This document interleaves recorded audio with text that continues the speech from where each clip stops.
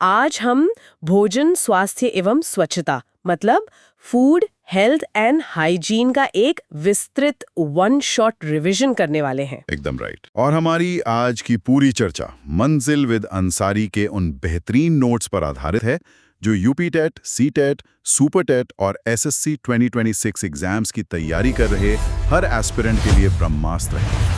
आज हमारा मिशन है कि हम सिर्फ तथ्यों को रटेंगे नहीं, बल्कि समझेंगे कि हमारी शरीर के अंदर की ये पूरी केमिस्ट्री आखिर काम कैसे करती है। सेक्शन 1 से शुरू करते हैं। हेडिंग है भोजन के घटक यानी कंपोनेंट्स ऑफ फूड, और इसकी परिभाषा कहती है वे तत्व जो हमारे शरीर को ऊर्जा, वृद्धि और रोगों से सुरक्षा देते हैं, पोषक तत्व या न्यूट्रिएंट्स कहलाते हैं। अच्छा, अब इस परिभाषा को डिकोड करते हैं।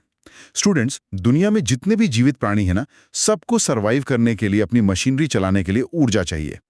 पेड़ पौधे तो अपना खाना खुद बना लेते हैं प्रकाश संश्लेषण या फोटोसिंथेसिस से। हाँ, इसलिए उन्हें ऑटोट्रूफ्स कहते हैं। बिल्कुल। लेकिन हम इंसान और बाकी जानवर अपनी रसोई में सिर्फ खाना पकाते हैं, बनाते नहीं हैं। हम प्रत्यक्ष या परोक्ष रूप से डायरेक्टली और इनडायरेक्टली पौधों पर ही निर्भर करते हैं। हम जो भी निवाला खाते हैं ना, उसमें कुछ जादुई रासायनिक तत्व छिपे होते हैं जो खून में मिलकर शरीर के अलग अलग अंगों की जरूरतें पूरी करते हैं। एकदम सही। और अगर मैं नोट्स की सीक्वेंस को देखूं, तो ये जादुई घटक मुख्य रूप से 7 भागों में बांटे गए हैं। नंबर 1 कार्बोहाइड्रेट, 2 प्रोटीन, 3 वसा यानी फैट, 4 विटामिन, 5 खनिज लवण यानी मिनरल्स, 6 जल और 7 रुक्षांश यानी रफेज।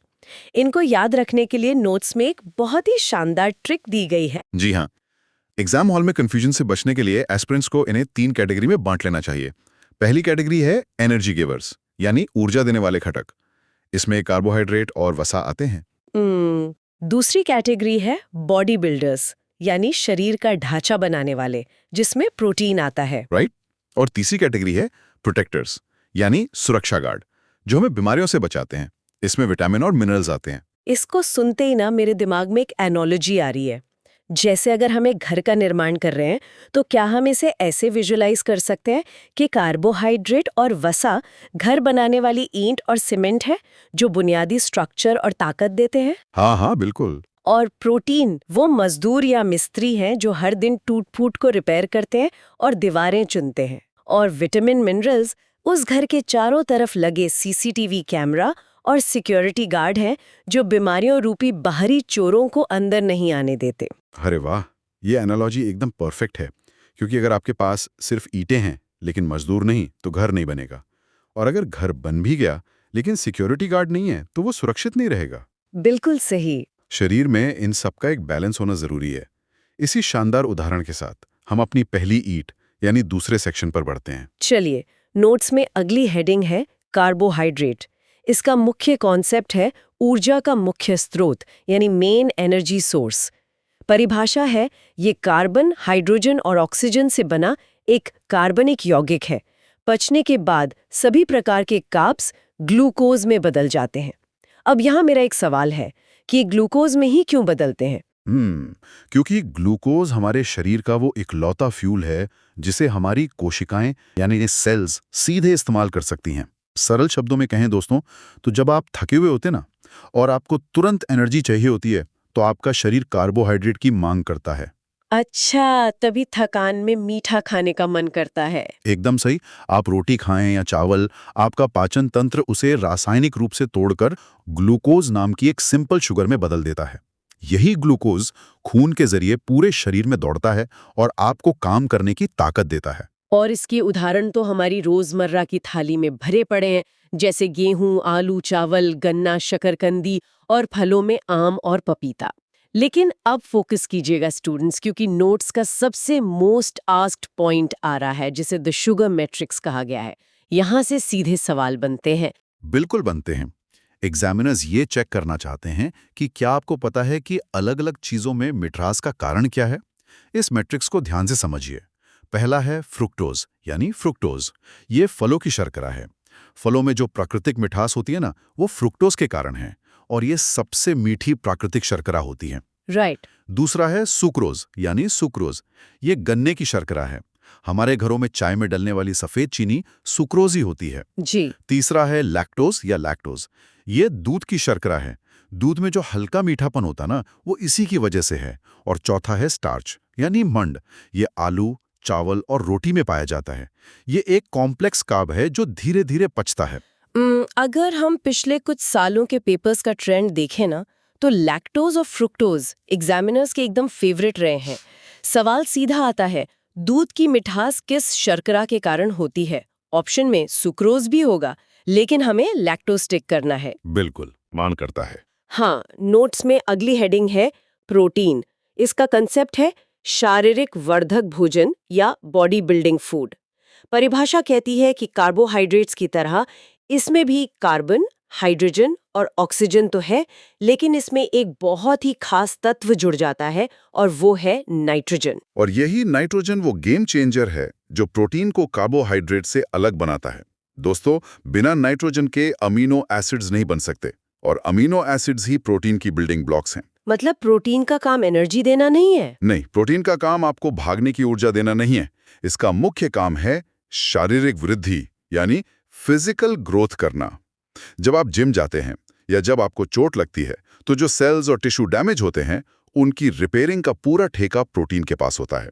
इसके अलावा शरीर के सारे एंजाइम्स और कई सारे हार्मोन्स भी प्रोटीन से ही बने होते हैं। समझ गई। इसके स्रोतों को हम दो भागों में बांटकर देख सकते हैं। पहला, वनस्पति स्रोत यानी प्लांट सोर्सेज, जिनमें दालें, फलियां और सोयाबीन शामिल हैं। दूसरा, जंतु स्रोत यानी एनिमल सोर्सेज, जैसे दूध, मांस, मछली, अंडा और पनीर। और अब स्टूडेंट्स, ध्यान दीजिए, एक बहुत बड़ा सवाल जो हर एग्जाम में रिपीट होता है। हाँ, वो सोयाबीन वाला ना? जी। मैंने नोट्स में देखा है कि सोयाबीन को बहुत ज्यादा हाईलाइट किया गया है। आखिर सोयाबीन में ऐसा क्या है जो बाकी प्लांट सोर्सेज में नहीं है? बहुत ही शानदार सवाल है। एग्जाम में अक्सर पूछा जाता है कि प्रोटीन का सबसे प्रचुर स्रोत क्या है, और उसका उत्तर है सोयाबीन, क्योंकि इसमें लगभग 43% यानी 43% प्रोटीन पाया जाता है। इतनी ज्यादा मात्रा किसी और सामान्य शाकाहारी स्रोत में नहीं मिलती। अरे वाह, 43%! हाँ, इसके अलावा एग्जाम में प्रोटीन की कमी से होने वाले रोगों पर बहुत फोकस रहता है। बच्चों में इसकी कमी से 2 खतरनाक बीमारियां होती हैं, क्वाशियोरकर और मरास्मस यानी मरास्मस। इनमें क्या मुख्य अंतर है जो स्टूडेंट्स को याद रखना चाहिए? क्वाशियोरकर में बच्चे के शरीर में पानी भर जाता है। अच्छा, जिसे एडिमा कहते हैं। हाँ, एकदम सही। जिससे बच्चे का पेट मटकी की तरह बाहर निकल आता है, भले ही वो कुपोषित हो। जबकि मरास्मस में शरीर बिल्कुल सूख जाता है, मांसपेशियां खत्म हो जाती हैं और बच्चे की पसलियां साफ साफ दिखने लगती हैं। दोनों ही प्रोटीन की गंभीर कमी के नतीजे हैं। बहुत ही स्पष्ट व्याख्या। तो हमने घर की ईंटें यानी कार्ब्स और मजदूर यानी प्रोटीन को समझ लिया। अब आते हैं शरीर के उस बैंक अकाउंट पर जिसके बारे में नोट्स में अगला सेक्शन है। हेडिंग है वसा यानी फैट। इसका कॉन्सेप्ट है ऊर्जा का भंडार या एनर्जी बैंक। परिभाषा कहती है यह भी कार्बन, हाइड्रोजन, ऑक्सीजन से बना है। यह शरीर को ऊर्जा देता है, शारीरिक गतिविधियों को नियंत्रित करता है और हमारे आंतरिक अंगों को झटकों से बचाता है। इसे ना उस बैंक अकाउंट वाली एनालॉजी से समझना सबसे आसान है। दोस्तों, कार्बोहाइड्रेट आपका करंट अकाउंट है, जो कमाया वो तुरंत खर्च किया। लेकिन फैट या वसा आपकी फिक्स्ड डिपॉजिट यानी एफडी है।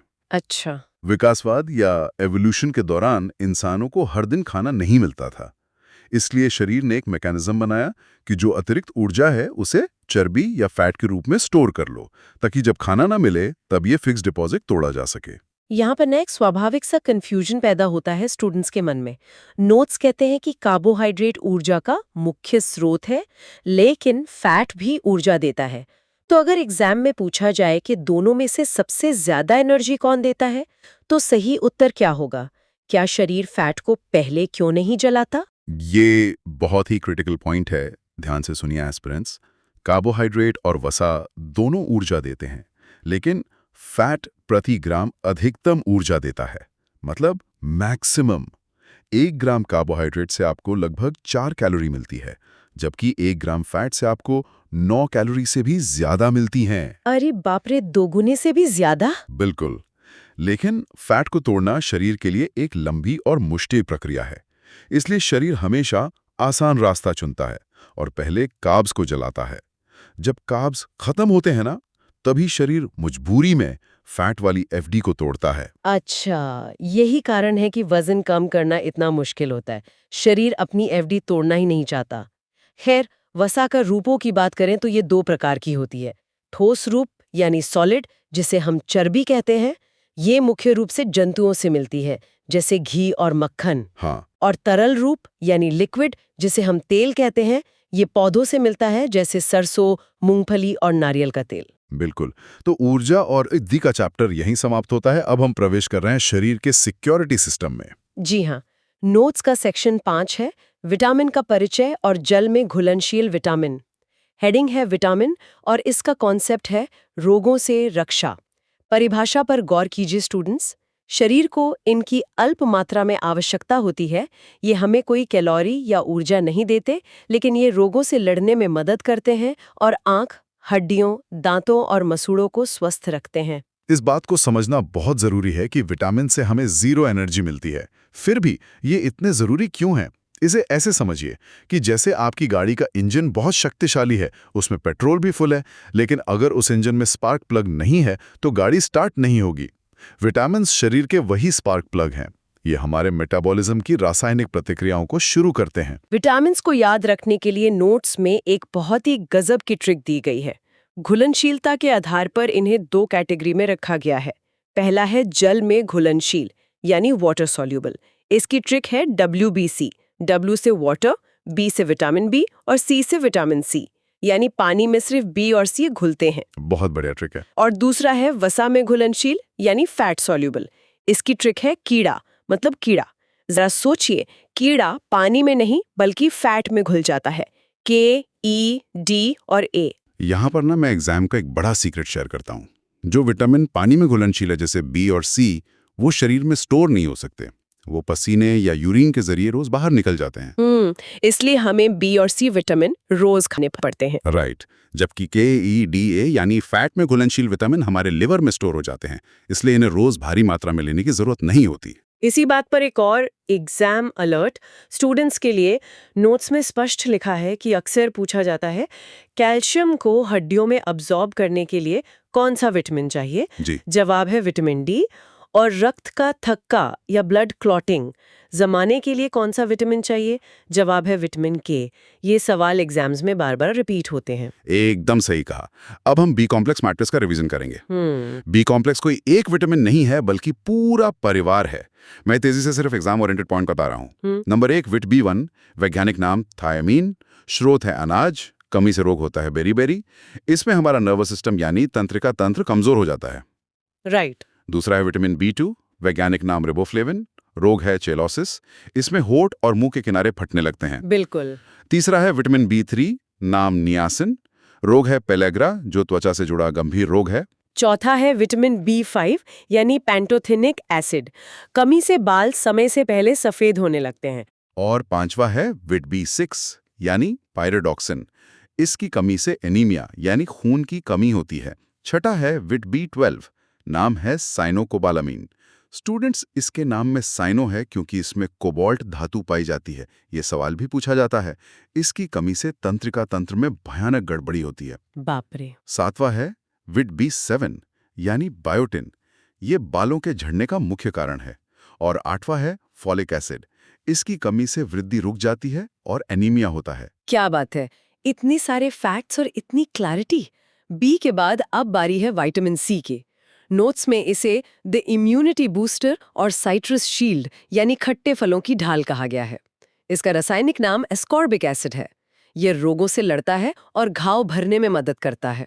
और इसके स्रोत मुख्य रूप से खट्टे फल होते हैं, जैसे संतरा, नींबू, टमाटर, पपीता। इसकी कमी से स्कर्वी रोग होता है। हाँ, स्कर्वी में मसूड़ों से खून आने लगता है। ऐसा क्यों होता है? क्योंकि विटामिन सी शरीर में कोलेजन नाम का प्रोटीन बनाने के लिए गोंद का काम करता है। जब विटामिन सी नहीं होता तो मसूड़ों के टिश्यू ढीले पड़ जाते हैं और खून रिसने लगता है। और यहाँ नोट्स का एक बहुत ही महत्वपूर्ण पॉइंट है, आंवला विटामिन सी का सबसे प्रचुर स्रोत है। एग्जाम में जब भी बेस्ट सोर्स पूछा जाए, आपको बिना सोचे आंवला पे टिक करना है। बिल्कुल। तो जल में घुलनशील बी और सी कवर हो गए। अब आते हैं सेक्शन 6 पर, वसा में घुलनशील विटामिन यानी fat soluble A, D, E, K। चलिए इन्हें भी क्रम से डिकोड करते हैं। विट ए, इसका वैज्ञानिक नाम रेटिनॉल है। ये गाजर, पपीता और पालक में मिलता है। इसकी कमी से रतौंधी या नाइट ब्लाइंडनेस होती है, जिसमें व्यक्ति को कम रोशनी या रात में दिखना बंद हो जाता है और आंखें सूखने लगती हैं, जिसे ज़ीरोप्थैल्मिया कहते हैं। एकदम सही। अगला है विट डी, नाम है कैल्सीफेरॉल। इसका सबसे बड़ा और मुफ्त स्रोत है सूर्य का प्रकाश। जब धूप त्वचा पर पड़ती है ना, तो शरीर खुद इसे बनाता है। हाँ, और इसकी कमी से बच्चों में सूखा रोग या रिकेट्स होता है, जिससे पैरों की हड्डियां धनुष की तरह मुड़ जाती हैं और बड़ों में हड्डियां भुरभुरी हो जाती हैं, जिसे ऑस्टियोमेलेशिया कहते हैं। बिल्कुल। फिर आता है विट ई, नाम है टोकोफेरॉल। इसके स्रोत हैं बादाम, अंकुरित अनाज और अंडे की जर्दी।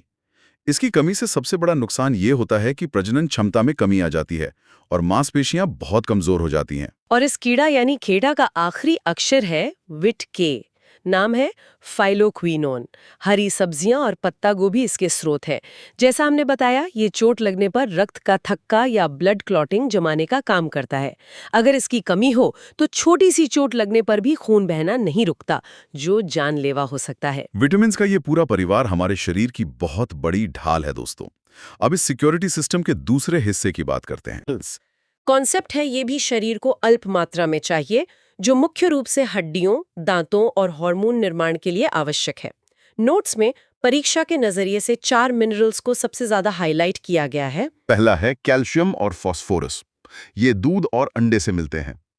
कैल्शियम का सीधा संबंध हमारी हड्डियों के ढांचे से। इसकी कमी से हड्डियां खोखली होने लगती हैं। दूसरा है आयरन। ये पालक, गुड़ और मांस में होता है।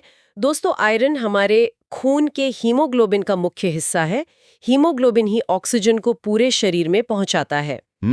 अगर आयरन नहीं होगा ना, तो ऑक्सीजन नहीं पहुंचेगी और इसी थकावट और खून की कमी वाली स्थिति को एनीमिया कहते हैं। राइट। तीसरा है आयोडीन। ये समुद्री भोजन और आयोडाइज नमक से मिलता है। हमारे गले में एक थायराइड ग्रंथि होती है। जब शरीर में आयोडीन कम होता है तो ये ग्रंथि आयोडीन पकड़ने के लिए जरूरत से ज्यादा काम करने लगती है और सूजकर बड़ी हो जाती है। और इसी सूजन को घेंघा रोग या गोइटर कहते हैं। चौथा है पोटेशियम। ये शरीर में पानी का बैलेंस बनाता है। इसकी कमी से कोशिकाएं सिकुड़ जाती हैं और निर्जलीकरण यानी डिहाइड्रेशन हो सकता है। बहुत ही सटीक। अब हम नोट्स के अंतिम सेक्शन की तरफ बढ़ रहे हैं, जो अक्सर स्टूडेंट्स नजरअंदाज कर देते हैं। सेक्शन 8, जल और रुक्षांश यानी वाटर एंड रफेज। कॉन्सेप्ट है पाचन और शरीर का तापमान। जल की बात करें तो यह भोजन के पाचन में सहायक है और पसीने के माध्यम से शरीर के तापक्रम पर नियंत्रण रखता है। और दूसरा है रुक्षांश यानी फाइबर। इसके स्रोत हैं साबुत अनाज जैसे गेहूं, ज्वार, बाजरा, शकरकंदी और छिलके वाले कच्चे फल सब्जियां। लेकिन एक मिनट, नोट्स में यहाँ एक बहुत बड़ा विरोधाभास है। लिखा है कि रुक्षांश या फाइबर हमें 0 पोषक तत्व देता है। इससे कोई विटामिन या प्रोटीन नहीं मिलता, कोई ऊर्जा नहीं मिलती। अगर ऐसा है तो एग्जामिनर्स इस पर इतने सवाल क्यों पूछते हैं और ये जरूरी क्यों है? अरे यही तो कैच है। शरीर फाइबर को पचा ही नहीं सकता, लेकिन ये हमारे आंतों के लिए एक झाड़ू या स्पंज का काम करता है। जब ये बिना पचे हमारी आंतों से गुजरता है ना, तो ये अपने साथ सारे अपशिष्ट पदार्थों यानी वेस्ट को धकेल कर बाहर निकाल देता है। अच्छा, मतलब ये सफाई कर्मचारी हैं। बिल्कुल। ये मल को मुलायम बनाता है और कब्ज या कॉन्स्टिपेशन को रोकता है। इसीलिए एग्जाम में फंसाने के लिए पूछा जाता है, कौन सा घटक पोषण नहीं देता फिर भी पाचन तंत्र को साफ रखने के लिए अनिवार्य है? उत्तर हमेशा रुक्षांश यानी फाइबर होगा। क्या बात है! ये एक बेहतरीन आहा मोमेंट था। तो स्टूडेंट्स, हमने सातों घटक विस्तार से समझ लिए। अब समय है सेक्शन 9 का, ultimate nutrient summary and fast revision.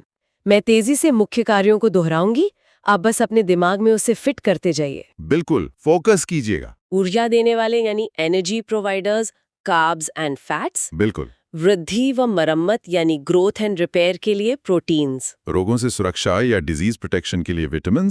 हड्डियों और रक्त का निर्माण करने वाले मिनरल्स और पाचन व ताप नियंत्रण के लिए वाटर एंड रफेज। और अब बारी है फास्ट रिवीजन की। मैं एक एक करके 5 गोल्डन पॉइंट पढ़ रहा हूं जो सीधे प्रीवियस ईयर पेपर से उठाए गए हैं। नंबर 1, प्रोटीन का सबसे बड़ा स्रोत सोयाबीन है, जिसमें 43% प्रोटीन होता है। नंबर 2, जल में घुलनशील विटामिन बी और सी हैं और वसा में घुलनशील ADEK यानी कीड़ा ट्रिक। नंबर 3, कार्बोहाइड्रेट के मुख्य स्रोत शुगर्स जैसे लैक्टोज, फ्रक्टोज और स्टार्चेस हैं, जबकि फैट के स्रोत ऑयल्स और घी हैं। नंबर 4, विट सी की कमी से स्कर्वी होता है, जिसमें मसूड़ों से खून आता है, और विट डी की कमी से रिकेट्स होता है, जिसमें बच्चों की हड्डियां मुड़ जाती हैं। और नंबर 5, आयरन की कमी से एनीमिया होता है और आयोडीन की कमी से गॉइटर यानी घेंगा होता है। एक परफेक्ट मास्टर क्लास। अब आज की क्लास के टेस्ट के रूप में एक MCQ प्रैक्टिस हो जाए। सवाल ध्यान से सुनिए और सभी स्टूडेंट्स कमेंट बॉक्स में अपना उत्तर टाइप करेंगे। प्रश्न है, निम्न में से कौन सा विटामिन जल में घुलनशील है? ऑप्शंस हैं A wit A, B wit C wit D और D विट K।